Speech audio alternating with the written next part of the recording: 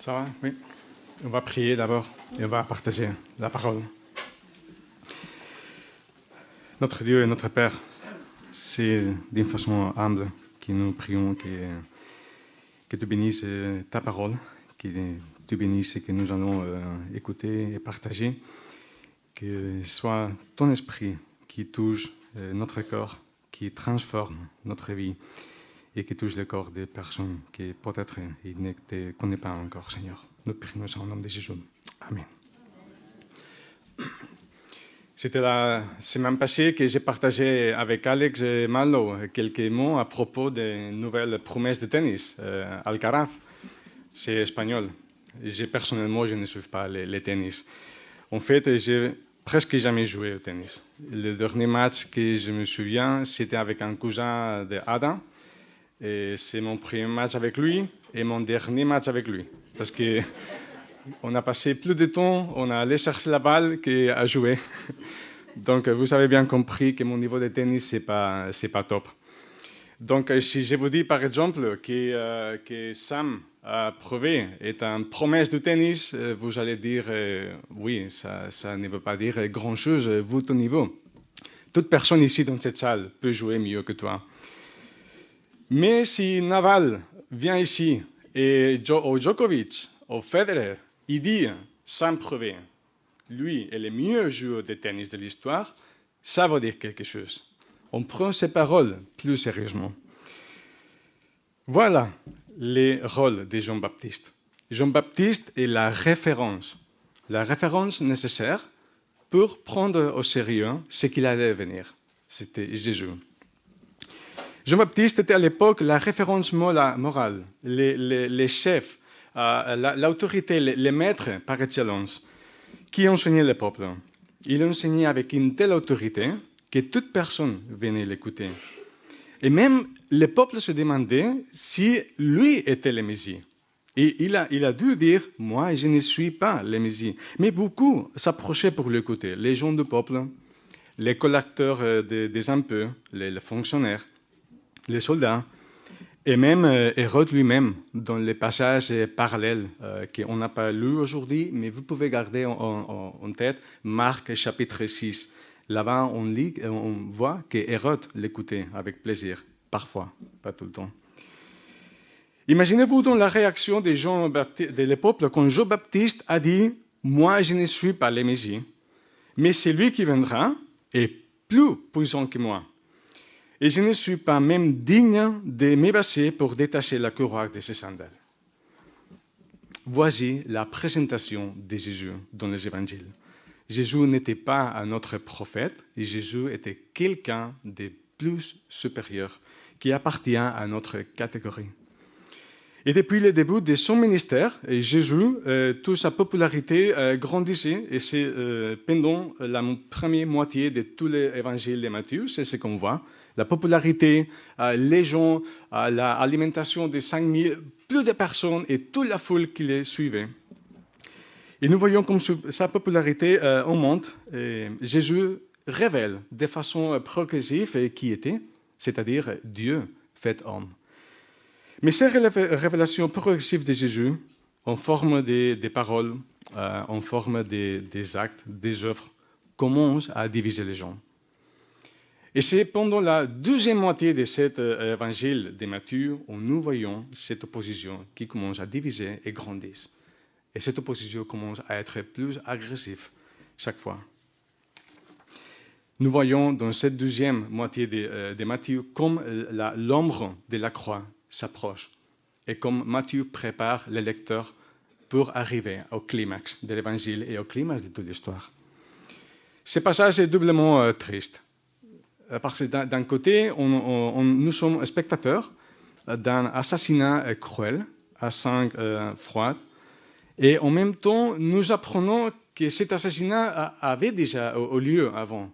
Et c'est un peu, ça laisse un goût amer. Et Matthieu fait un retour en arrière. Mais pourquoi nous trouvons ces passages ici ? Il suit le moment où Jésus envoie, dans Matthieu 10, et par la suite, il envoie ses disciples et lui donne l'autorité pour chasser des démons, pour faire des miracles et pour partager l'Évangile. Et même Jésus aussi fait une résurrection dans Luc 7. Et tout ça crée la réaction du peuple. Et le peuple commence à dire « un grand prophète a surgi parmi nous ». Et Dieu a visité le peuple. Et cette déclaration de l'Évangile, textuellement, s'est propagée pour toute la Judée et dans toute la région. Et c'est là qu'Hérode entend de parler de Jésus.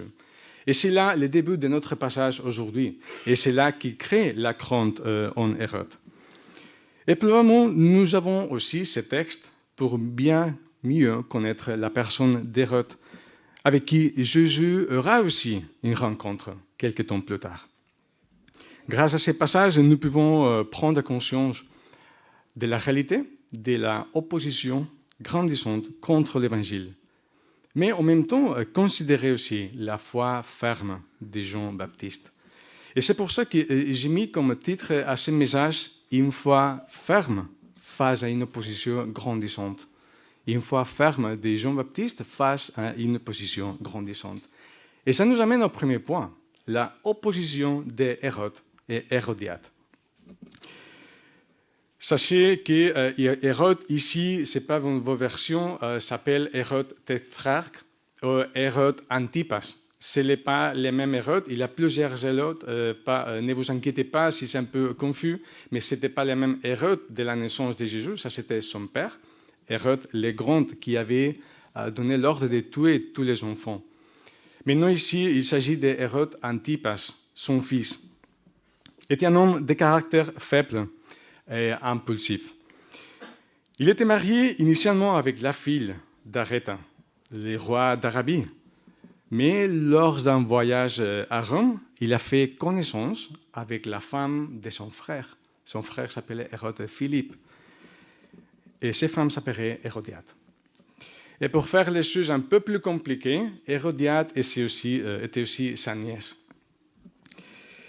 Les deux ont décidé, à partir de ces voyages en Rome, de divorcer de leur conjoint et de vivre ensemble.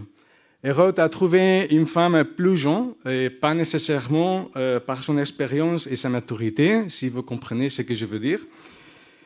Et Hérodiade, quant à elle a trouvé un mari plus probablement avec plus de puissance, de pouvoir que son mari. Et dans le verset 4 de notre passage, nous voyons comme Jean-Baptiste dénonce ça. Jean-Baptiste lui disait qu'il n'était pas permis de l'avoir comme femme. Dans Luc chapitre 3, aussi, nous trouvons une référence à ça. Et je vais lire ça textuellement. Il dit « Cependant, Hérode le tétrarque, à qui Jean faisait des reproches constants au sujet d'Hérodiade, la femme de son frère Philippe, et aussi faisait des reproches de toutes les mauvaises actions qu'il avait commises, ajoutant encore à toutes les autres celles d'informer Jean en prison. » Hérode était un homme faible. Était un homme superstitieux. Il croyait que Jean était ressuscité et ça l'a rempli de crainte. Il est un homme dominé par la mauvaise conscience. Nous ne savons pas, mais peut-être dominé aussi par la volonté de sa femme et surtout dominé par l'opinion publique. Nous voyons cette fluctuation des critères entre les versets 5 ici et le verset 9, par exemple, quand il dit qu'il voulait le faire mourir.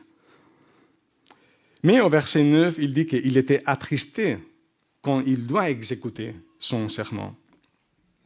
Marc chapitre 6, c'est une belle parallèle qui ajoute un peu plus de lumière et de détails à ce passage. Et le verset 20 de ce chapitre 6 dit « Furieuse contre Jean, c'était Hérodiade qui voulait faire mourir. Mais elle ne pouvait pas, car Hérode redoutait Jean, sachant que c'était un homme juste et saint. Car Hérode, après avoir entendu, il était souvent perplexe et c'était avec plaisir qu'il l'écoutait. » Nous voyons cet changement tout le temps des critères, des relations entre Hérode et Jean. Hérode était un homme esclave, si on peut dire. Il avait peur de Jean, il avait peur de la réaction du peuple. Et c'est pour ça qu'on voit qu'il ne tue pas directement Jean, mais il l'enferme dans la prison. Il enferme, selon les experts, pas loin de sa résidence habituelle à Macéron, dans une forteresse qu'il utilisait parfois. Et c'est là où il est allé, apparemment pour fêter son anniversaire. Là, précisément où Jean était emprisonné. Il fête son anniversaire entouré des personnes, des personnalités, des chefs militaires, de toutes les personnes avec pouvoir de la région. Les côtés les plus obscurs et les plus cruels qui faisaient l'influence à Hérode, c'était sa femme Hérodiade. C'était une femme sans scrupules, d'après ce qu'on voit ici dans le texte, et disposée à tout faire pour maintenir le pouvoir. Elle ne doute pas quand elle abandonne son mari. Elle est furieuse contre Jean à cause de son message. Et elle persiste jusqu'à exécuter un plan pour tuer.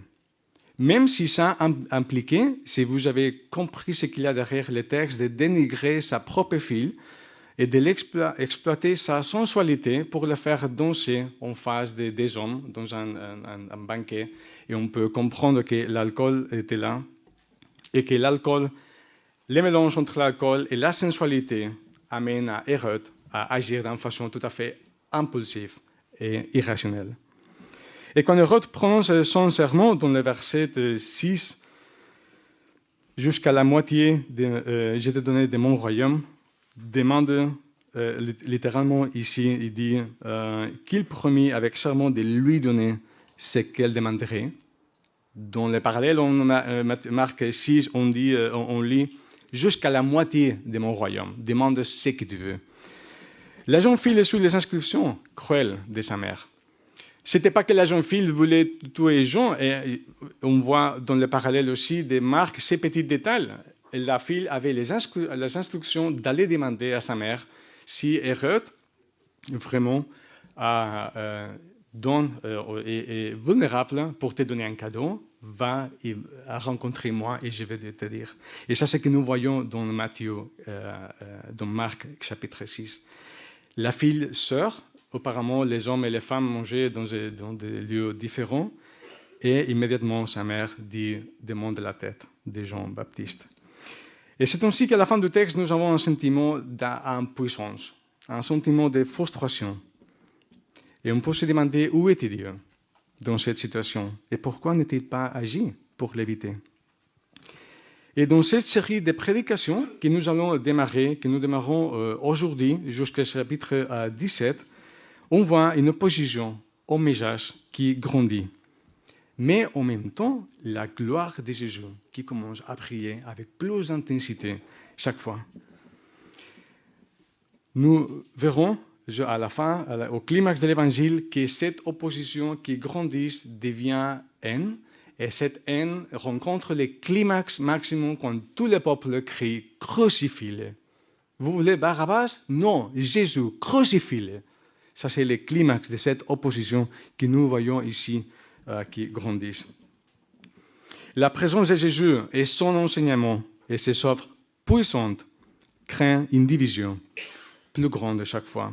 Parce que le roi légitime, est venu ici pour prendre la place de l'usurpateur, c'est-à-dire les diables. Et ça, c'était quelque chose que Jésus avait déjà prévu quand il envoie dans Matthieu 10, un peu plus avant dans notre texte, il envoie ses disciples. Il dit à la fin, vous serez détestés de tous à cause de mon nom. Mais celui qui persévérera jusqu'à la fin sera sauvé. Jésus nous exhorte et nous dit que nous serons détestés. Détestés toujours à cause de son nom. Pas nécessairement à vie, pas nécessairement persécution à mort, mais toutes sortes de testaments de rejet. Par exemple, combien de nous ici, nous pouvons, lors d'un repas familial à Noël, ou dans une rencontre où il y a les grands-parents, les belles-sœurs, les bons frères, toute la famille élargie, combien de nous pouvons partager d'une façon transparente et ouverte le salut en Jésus. L'opposition est réelle et l'opposition grandit. Mais nous ne devons pas être naïfs à ces sujets. Et de plus en plus, il y a des sujets qui créent une réaction plus grande. Des sujets comme qu'il y a un seul Dieu, il y a un seul moyen de s'approcher de ces dieux, Jésus, fait homme, concernant les mariages hommes-femmes, concernant la pratique homosexuelle ou toutes sortes d'immoralités sexuelles. Chaque fois, nous trouvons une opposition qui grandit. Et face à cette opposition grandissante, et qui finit dans ce passage ici, par la mort des gens, nous voyons aussi une foi ferme. Une foi ferme qui résiste. Et ça nous amène au deuxième point. Dans ce texte ici, Jean, si on veut, on peut considérer un agent passif. Il ne parle pas, il n'agit pas, mais je suis obligé à reprendre deux textes qui sont en dehors de ce texte pour considérer quelques aspects importants de cette foi parmi sa vie. Une foi ferme qui résiste. Je vais faire référence à Luc 3, que je mentionnais, et aussi à Matthieu 11, deux petits passages qui donnent un peu plus de lumière. Le meilleur mot pour définir Jean, c'est le mot de Jésus. Et Jésus, dans Matthieu 11, il avait dit, « Je vous dis, en vérité, que parmi ceux qui sont nés de la femme, il n'est venu personne plus grand que Jean-Baptiste. » Ces paroles de Jésus. Et nous voyons dans le ministère de Jean une foi ferme qui résiste. Et je veux souligner aujourd'hui trois petits aspects de cette foi qui résiste. C'est une foi courageuse, c'est une foi qui écarte les doutes et c'est une foi victorieuse jusqu'à la fin. Pourquoi une foi courageuse? Parce que Jean prêchait et exhortait toute personne, sans exception. Des personnes ordinaires qu'il y avait dans le peuple, des militaires, des fonctionnaires, des dirigeants religieux. Jean ne voulait pas nécessairement, absolument plaire les gens. Il voulait être fidèle à sa tâche. Quelle était sa tâche? Préparer le corps du peuple pour la venue du Messie. Il enseignait. Et il n'est pas accusé tout le temps. Il encourageait aussi, dit Luc 3. Il encourageait et il expliquait la parole. Il voulait amener les gens, le corps des gens et les préparer pour la venue du Messie. Il dénonçait les injustices et aussi il prêchait avec une urgence d'un jugement imminent. Laissez-moi lire quelques versets à partir de Luc 3, 10 pour voir un peu son ministère. La foule l'interrogea à Jean. Et il dit, que devons-nous faire? Il répondit que celui qui a deux chemises partage avec celui qui n'en a pas. Et celui qui a de quoi manger fasse de même. Des collecteurs d'impôts vinrent aussi pour se faire baptiser. Et lui dirent, Maître, que devons-nous faire? Il répondit, n'exigez rien de plus que ce qui vous a été ordonné. Et aussi des soldats lui demandèrent, et nous, qu'est-ce que nous devons faire? Il répondit, ne commettez ni extorsion ni tort envers les personnes et contentez-vous de votre salaire. La foi des gens était courageuse. Jusqu'au point ici, le verset 4, d'aller au même roi, face à Hérode. Quel courage d'aller dans le roi qui a le pouvoir dans ta vie, de te mettre en prison et lui dire, Hérode, il n'était pas permis de prendre Hérodiade comme femme. On peut se mettre dans la tête d'Hérode et je demande pardon. Tu vas me dire à moi qu'est-ce que je dois faire ou qu'est-ce que c'est bien ou mal. Et Jean, avec l'autorité de la parole, il dit il n'était pas permis, pas une fois. On voit dans la parole qu'il disait, pas seulement à cause d'Hérodiade, mais de toutes les mauvaises actions qu'il avait faites. Quel courage! Jean était courageux. Il n'avait pas peur des conséquences. Il était fidèle à sa tâche. Mais c'était seulement une foi courageuse pour partager, mais aussi une foi qui écarte les doutes. Et je suis obligé maintenant de faire référence ici à Matthieu 11. Notez que Jean prêchait en attendant le Messie. Jean avait identifié le Messie, comme on lit au début de l'évangile de Jean. Il dit, parole de Jean-Baptiste, « Voici l'agneau de Dieu qui enlève les péchés du monde. » Je ne le connaissais pas. Mais c'est lui qui m'a envoyé baptiser. Donc, m'a dit, celui que tu verras l'Esprit descendre et s'arrêter, c'est lui qui baptise de l'Esprit Saint. Et moi, j'ai vu et j'atteste qu'il est le Fils de Dieu. Mais, quand il est en prison, on lit au Matthieu 11 que dans la prison, il écrit Matthieu, Jean avait entendu parler de ce qui faisait Christ, de la même façon que Hérode entend parler ici dans notre texte. Et Jean envoya 2 de ses disciples à lui demander, est-ce celui qui doit venir ou nous devons attendre un autre? Et Jésus lui répondit à ses disciples de Jean, allez rapporter à Jean ce que vous entendez et ce que vous voyez. Les aveugles voient, les boiteux marchent, les lépreux sont purifiés, les sourds entendent, les morts ressuscitent, et la bonne nouvelle est annoncée aux pauvres. Dans sa solitude, Jean commence à douter. Et nous pouvons imaginer quelques questions possibles, ou quelques pensées possibles pour Jean dans la prison. Les choses ne se déroulent pas comme j'avais prévu. Lui, le Messie, j'avais entendu ces signes, moi-même, je l'ai baptisé en suivant les instructions. Mais si lui, il est libérateur, et les jugements doivent être là, qu'est-ce que je fais en prison? Pourquoi les choses ne sont plus vite que j'avais entendu? Et Dieu aussi en contrôle. Et le seul Messie doit venir un autre. Je suis confus. Je suis confus. Mais Jésus rassure Jean en montrant qu'il est vraiment le Messie. Il lui montre l'accomplissement de la prophétie en Ésaïe. On ne va pas les lire, mais il fait référence à ces prophéties-là. C'est une façon de dire, rassure-toi Jean, les choses vont arriver.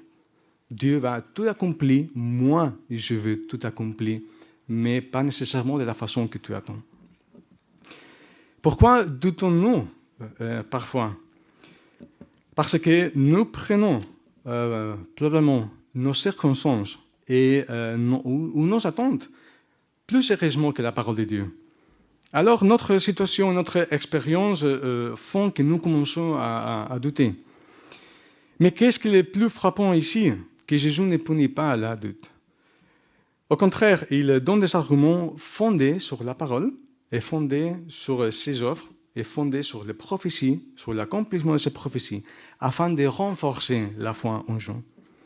Et c'est ainsi que la foi des gens écarte les doutes sur la base de Jésus et ce qu'il fait et ce qu'il fera. Et c'est précisément quand nous sommes enracinés dans ces paroles et persuadés que Jésus est le Messie et qu'il règne, alors nous pouvons résister à la tentation de comprendre ou de douter de Dieu selon notre situation particulière. Alors nous nous laissons guider par ce que Dieu dit de lui-même et de son règne, au lieu de nous laisser guider par rapport à notre expérience ou situation particulière ou nos ressentis du moment.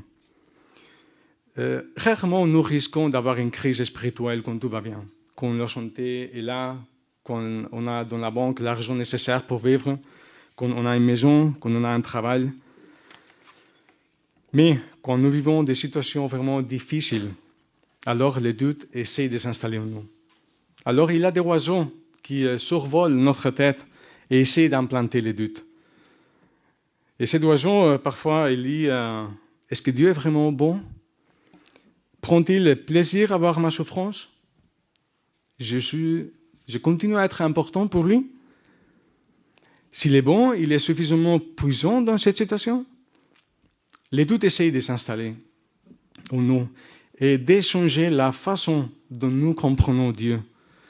Et les doutes, s'ils s'installent, cherchent ultimement à détruire notre foi. Qu'est-ce que Jean a fait dans ces situations? Sans délai, il a passé à l'action, il a envoyé ses disciples pour aller interroger Jésus.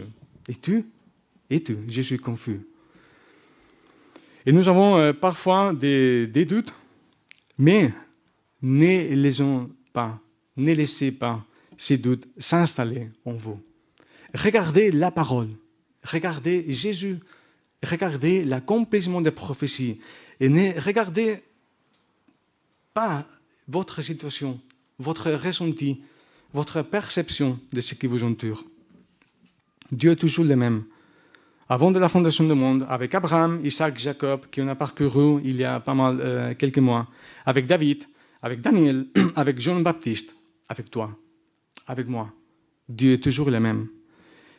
Et Dieu ne rejette jamais. On n'a aucune situation où Jésus, Dieu, rejette quelqu'un qui, d'une façon humble, s'approche de lui avec des doutes pour renforcer sa foi. L'Esprit de Dieu nous enseigne toujours par la parole afin de rendre notre foi plus ferme. Mais la foi des gens qui tient ferme n'est pas seulement courageuse, n'écarte pas seulement les doutes, sinon que c'est une foi victorieuse qui tient jusqu'à la mort. Les lunettes de Dieu ne sont pas les lunettes du monde. Et les lunettes de Dieu ne sont pas nécessairement nos lunettes. Là où le monde voit un pauvre homme un peu lunatique et bizarre, Jésus voit les plus grands prophètes de toute l'histoire. Et là où le monde voit un puissant gouvernant à craindre, Hérode, Jésus voit un homme faible, soumis à la volonté des autres et qui vit dans la peur et qui est temporaire. Et là où le monde voit un terrible et pathétique fin avec la mort de Jean-Baptiste, Dieu voit une victoire par la foi en Christ. Et quand Matthieu écrit ce chapitre, il sait que nous, les lecteurs, nous savons déjà que Christ est ressuscité. Hérode craint que Jean soit ressuscité après l'avoir tué. Et ça, c'est le point ironique de ce texte ici. Vous voyez la ressemblance entre Jean-Baptiste et Jésus.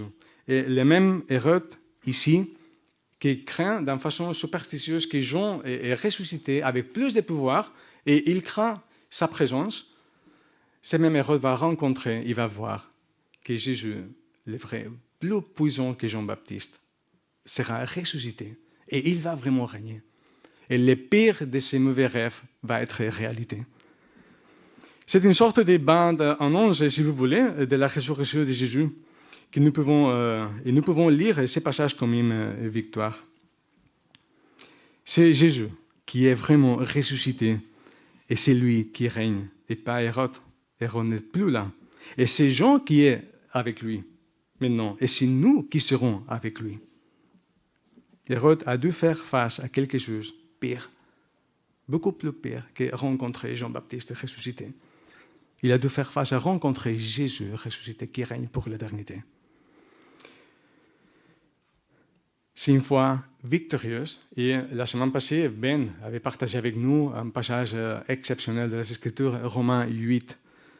Et c'est pertinent de le rappeler aujourd'hui. Qui nous séparera de l'amour de Dieu? C'est la détresse, l'angoisse, la persécution, la faim, le dénouement, le danger ou l'épée? Non. Nous sommes plus que vainqueurs grâce à celui qui nous a aimés. Une foi ferme face à une opposition grandissante qui grandisse. Nous ne soyons pas naïfs, cette opposition va arriver, mais grâce à Dieu, grâce à Jésus qui est ressuscité et qui règne, nous allons tenir par la foi et nous allons rencontrer la victoire. Et Pierre, dans son premier épître, aussi, quelques années plus tard, il exhorte en disant « Soyez sobres, éveillés. Votre adversaire, le diable, rôde comme un lion rugissant, cherchant qui il dévorera. Mais résistez-lui avec une foi ferme, sachant que les mêmes souffrances sont imposées à vos frères dans le monde. »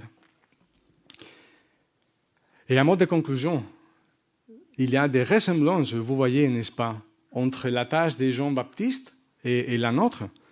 Jean-Baptiste préparait le peuple pour l'arrivée du Messie et prêchait la parole avec courage. Et nous aussi, nous devons, en suivant les mêmes paroles et les mêmes commandements que Jésus donne, et nous donne à nous tous en Matthieu 28.